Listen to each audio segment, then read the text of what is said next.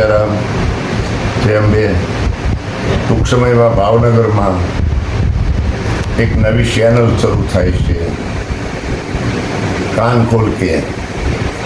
એ અમારા પત્રકાર અરવિંદ સ્વામી આ નવી ચેનલ ચાલુ કરે છે અને એમને મારા આશીર્વાદ દેવાનો છે. અરવિંદ સ્વામી એક એવી હસ્તી છે કે જેના વખાણ કેટલા કરવા પણ કોઈ પણની કાંઈ પણ બિયા વિના, કાંઈ પણ ડર્યા વિના, કોઈ પણની પાસેથી કાંઈ અપેક્ષા વિનાનું જો કામ કરતો હોય તો એ અરવિંદ સ્વામી કરે છે. અને અરવિંદ સ્વામી એક એવી હસ્તી છે કે નિડરથી ગમે તેનું ગમે તે હોય એ જ એ રજૂ કરે છે. એવો જો પત્રકાર હોય તો અરવિંદ સ્વામી છે. અને અરવિંદ સ્વામી કોઈ પણની અપેક્ષા વિના, ઘણા નહીં તો કોઈ એમ કે આમ થાય તો આમ કરી લઈએ, એમ નહીં, આ આવે તે ના થાય તે, અને આ જ હોય.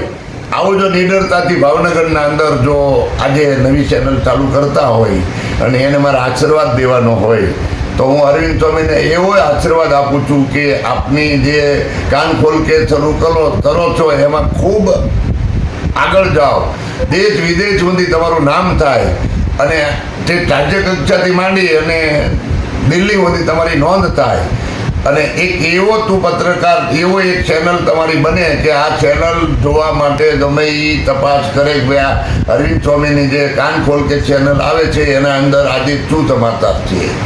તો એમાં તમામ દેશના સમાચારો હોય, તમામ દેશના કાંઈ નવા જૂની થયું હોય, એ ડર વિનાનું પર રજૂ થયું હોય એવો જો એક પત્રકાર હોય તો અરવિંદ સ્વામી છે.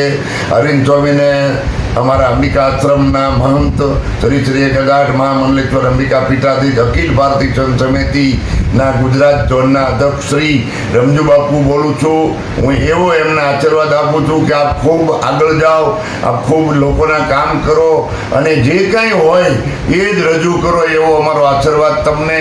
અને નિડરતાથી તમારી ચેનલ કાન ખોલ કે ચેનલ તમે આગળ ધકેલો, હાલશે. ખૂબ તમારી સહાયતા થશે, ખૂબ તમારા બધા જોશે અને ખૂબ એટલે ખૂબ વિકાસ થાય અને ખૂબ દેશના સમાચાર મળે એવો મારો તમને આશીર્વાદ. અરવિંદ સ્વામી ખૂબ ખૂબ પેટ ભરી હૃદયથી જય શ્રી રામ, જય સિયારામ, જય સિયારામ. હજી એકવાર આશીર્વાદ આપું કે આ એક એવો પત્રકાર છે કે પોતે રાજુલાનો વતની છે, ભાવનગરમાં છે અને ચારણા મેળવી છે. પોતે અરવિંદ સ્વામી તરીકે ઓળખાય છે અને અરવિંદ સ્વામી એક એવી હસ્તી છે કે કોઈ પણનું એને આમાં રજૂ કરવું હોય તો એને કોઈની ડર હોતી નથી. અને ડર વિનાનો જો કોઈ નિડર હોય તો અરવિંદ સ્વામી છે. આપને મારા જય સિયારામ, જય અંબે, જય માતાજી, જય માતાજી, જય માતાજી.